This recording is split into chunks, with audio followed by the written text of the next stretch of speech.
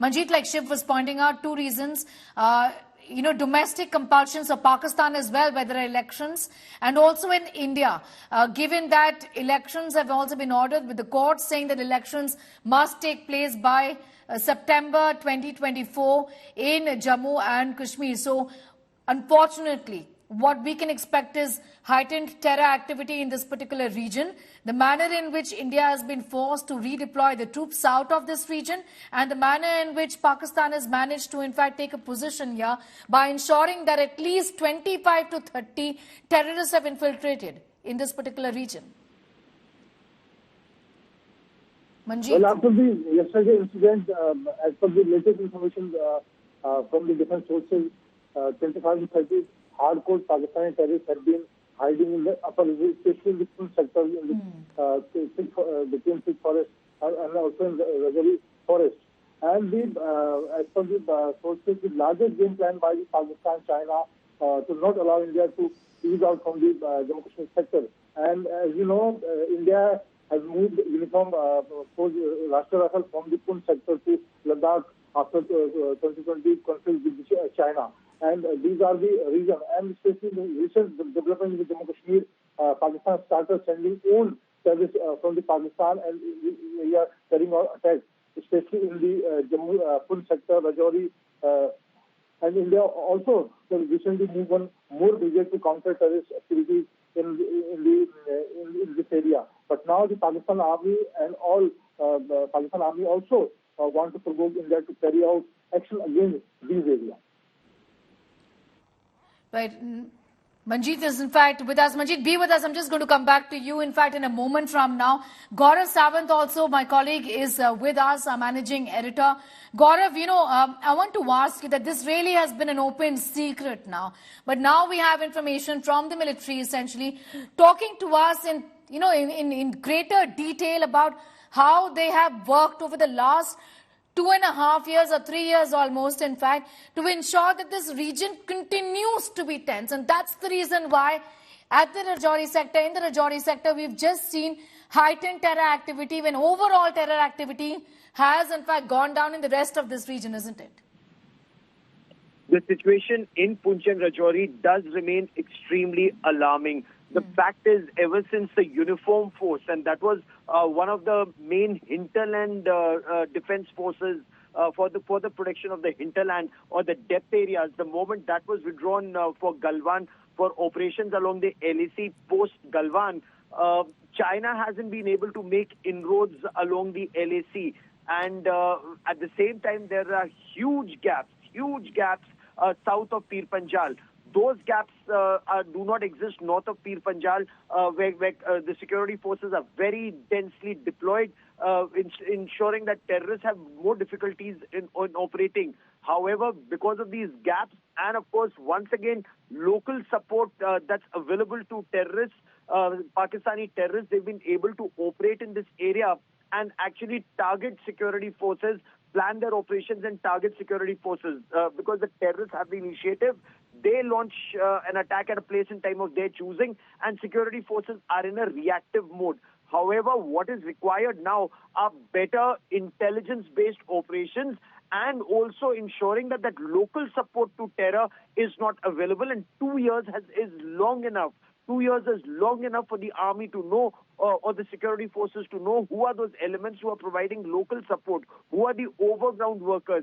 They need to be taken out. They need to be neutralized. They need to be in jail to ensure that these Pakistani terrorists do not know the lay of the land. Even when Operation Sarpanash was launched in this area, General Liddar was then commanding that division, and a very major operation was mounted. Additional forces were moved in. Those terrorists were neutralized. Perhaps some kind of an operation of that nature, even if it's 25 terrorists, these 25 terrorists, what they've done, Sneha, the overall threshold is under the Pulwama kind of a terror attack. In Pulwama, we lost 40 soldiers and a Balakot airstrike was mounted. Pakistan is still smarting from that.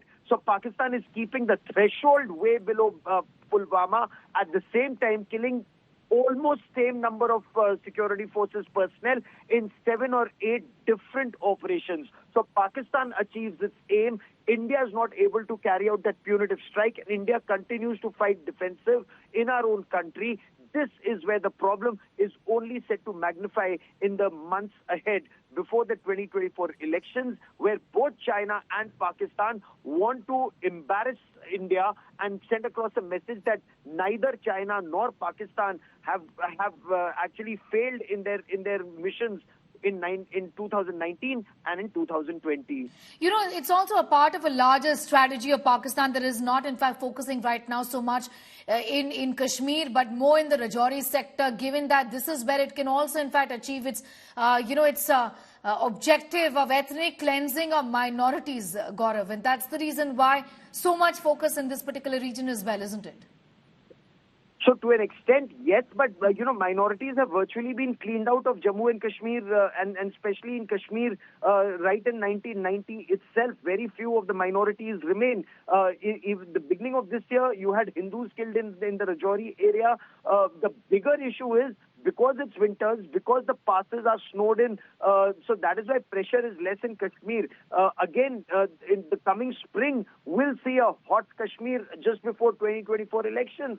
And this area is where it's virtually like a staging camp. The Poonch, Rajouri, Thana Mandi area is virtually like a staging camp, because the moment you then cross these mountains, you are there in South Kashmir once again. So these terrorists are firming up. They're preparing firm base. They're actually getting all the resources together while they target security forces south of Pir Panjal. In the coming spring and summer, their operations are all set to intensify in the Kashmir Valley. There is enough intelligence input to indicate that the coming summer in Kashmir is going to be very hot, unless these terrorists are neutralized immediately or in the forthcoming weeks and months, Sneha. I also want to ask you, since this has been flagged off by security experts for a while now, the Rajouri really is the new epicenter. Just talk to us about how India is then going to counter this, given that this hasn't really been a new phenomenon like we've seen, Gaurav. For a while now, in fact, heightened activity in this region has continued to bother the security forces. The casualties also in this region have been very, very high, isn't it? Unfortunately, yes. This is an area that was the hotbed of terror. There was a time that post 5 p.m. you could not travel on that Jammu-Poonch road. You would stay put in whatever camp you were or wherever you'd reached. This was very, very densely infested with terrorists. At one point of time, the army had to bring in their armored personal carriers for vehicles to be able to move in this area. But over the years, especially with sustained anti-terror operations and with local support, terrorists were wiped out to a very large extent. But if you notice, each time there's a spike, when does that spike happen? When you move out forces. Remember 1999, Kargil war happened. A lot of forces were moved out of both Jammu and Kashmir to be able to send to Kargil. That's when there were huge gaps. That is where there was a spike in terrorism, both in Kashmir and in Jammu. Then, early 2000s Operation Sarfinash was mounted. 60-70 terrorists were neutralized. Area weapons were used. The then Army Chief General N.C. Vij, he had taken me to these heights in his helicopter to show us the difficulty that the army was facing in operations in these areas. Whether it is Thana Mandi at one point of time was virtually liberated land. So Poonch, Rajouri and Thana Mandi remain very, very difficult areas where the army will have to mount massive operations in the next few weeks and months.